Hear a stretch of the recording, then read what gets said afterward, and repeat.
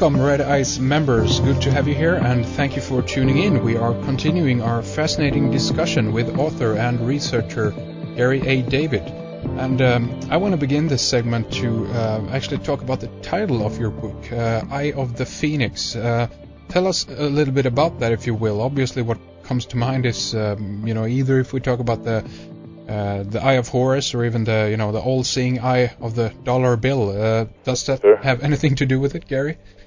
Well, the phoenix is the mythical bird that at the end of each cycle flies to Heliopolis in Egypt and builds a nest in a myrrh tree of cassia twigs.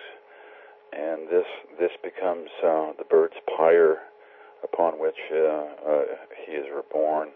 And the phoenix for the Egyptians symbolized eternal life through regeneration. The end of each cycle is consumed, and the beginning of the new cycle, the bird is reborn.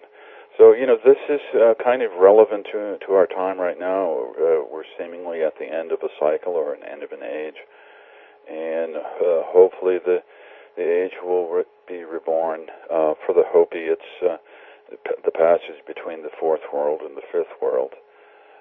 Other cultures have different numbers of worlds, but the Hopi look at it as we're living at the end of the fourth world. So this is symbolic of the new life that is to come. Also. The eye, you mentioned the eye of the dollar bill. That could be, the eye of the phoenix is this all-seeing divine eye of reason that is on the apex of the pyramid, the capstone of the pyramid. Right. Because you have that on the front cover of your new book, and it's right. It's a pretty nice graphic there, by the way. I guess is it the same? That was done by my friend Jack Andrews, who's a musical composer and artist. He's also doing some work on the Lost City in the Grand Canyon. He's doing research on that. So. Right.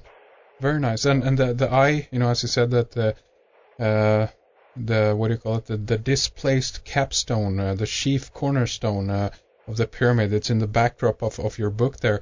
Is it any, is there any connection to that, the imagery of that or the symbolism of that? Well, the pyramids started to crop up in this book.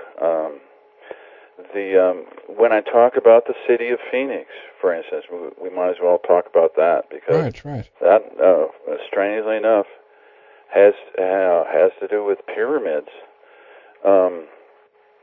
There's a fellow named Daryl Dupa. He named the city of Phoenix. This was back in 1867. He was sitting atop of an ancient hovelcom, which is a group that was living in the American Southwest in the Phoenix Basin. Starting about 300 BC, and they built immense canals for irrigation. But they were sitting on this platform mound that the Hohokam had built, and they were trying to decide a name for this new city that was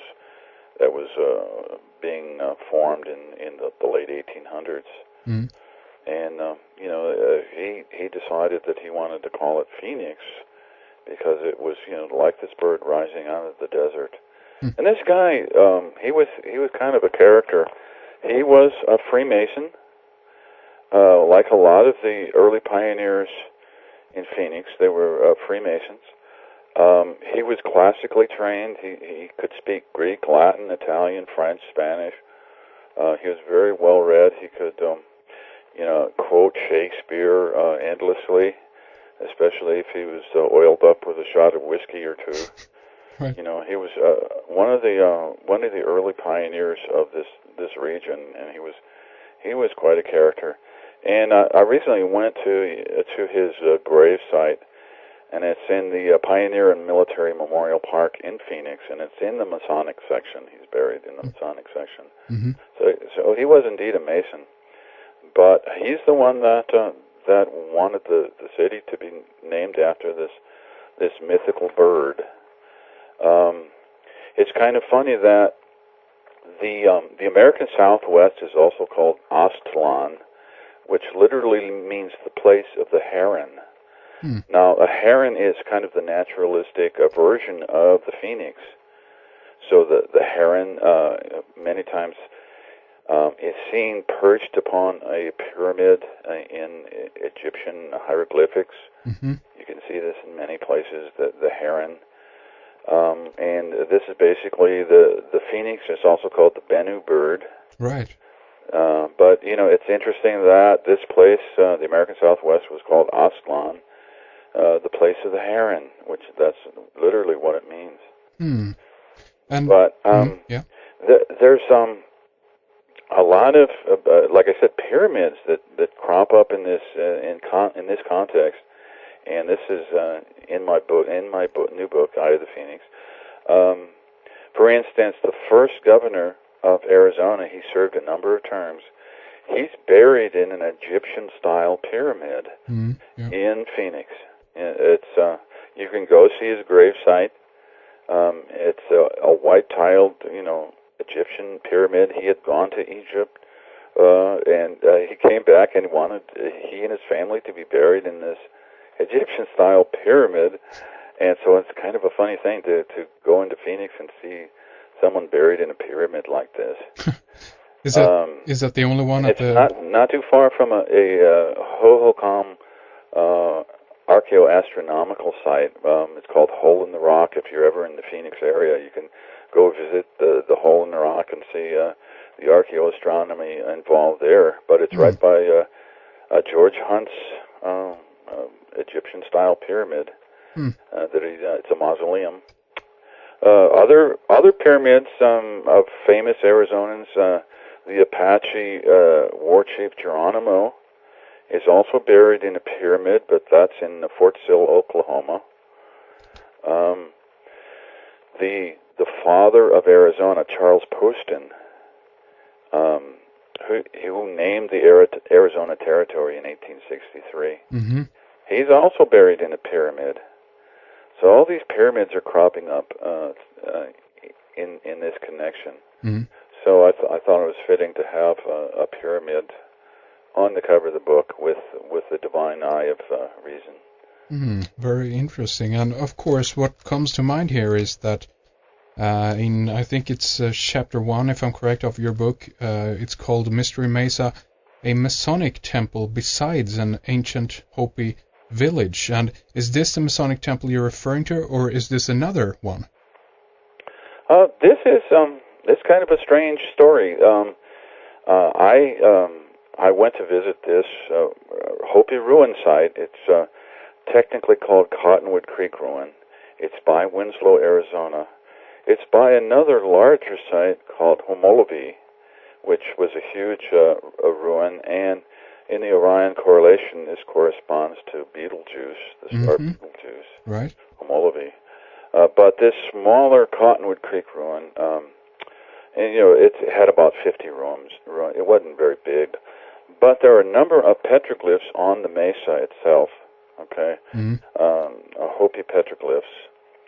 But I got up on the top of this thing, and there was a huge steel cross. It might have been 30 feet high, and you can see it from, a couple miles off, this huge cross.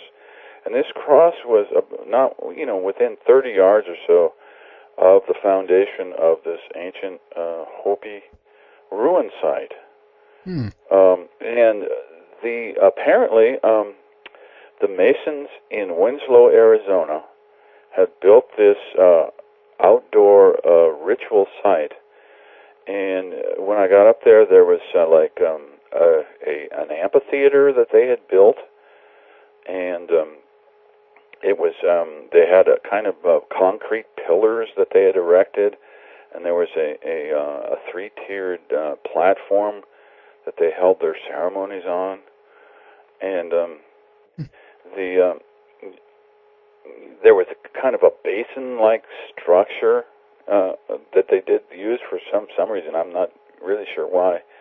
But I inquired about this, and I got a hold of a fellow who belonged to the Winslow chapter of the Masons, and he said, yeah, these Masons built this ruin site in the early 1920s, or the late 1920s or early 1930s, and they used this worship site to perform their ceremonies.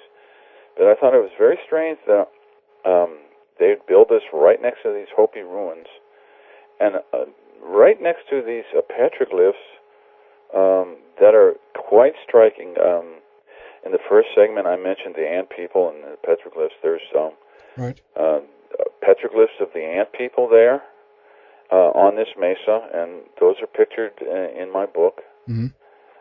There is a very nice checkerboard petroglyph. It's on a vertical panel, and it's very nicely done. And some archaeologists believe that the checkerboard motif symbolizes the Milky Way or the stars.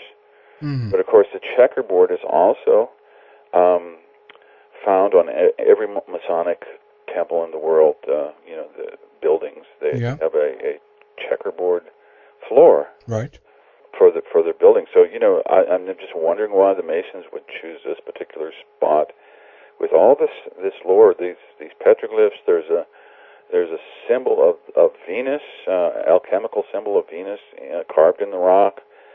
There are Mayan quetzal birds carved in the rock. So that this the checkerboard is also an Egyptian symbol representing the scribe's palette of Thoth. Right. You have all these cultures mixing together. So what potentially could have happened is that when they arrived to the area, they recognized that this was a place of worship, and consequently what they did was that they set up their own temples for, whatever reason they might have for doing that. I mean, they prominently within Freemasonry, of course, is that you should. Well, they must have had certain knowledge about why to build it there. Like I said, right. It's built in the late 1920s. Yeah. So it's a recent, built in modern times, but next to this ancient pueblo that was built in around, I believe it was 1150 or something AD. Mm-hmm. So it's they must have had some sort of knowledge to cause them to build on this particular spot with all these archaeological ruins and particularly this rock art that's very striking. Do you know if there's any, is there activity out there to this day, or are they still? I asked the fellow.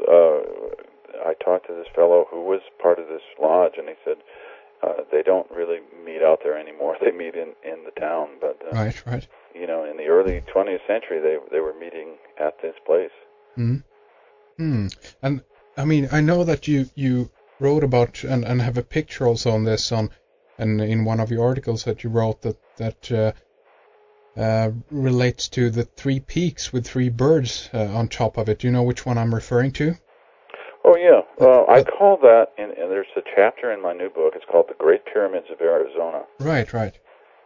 And I think there's a whole cosmological system working here. For instance, there's a theory that the pyramids were modeled after the pyramids in Egypt. I'm saying, were modeled after natural conical hills in the Karga Oasis. This is about 150 miles west of Luxor in Egypt.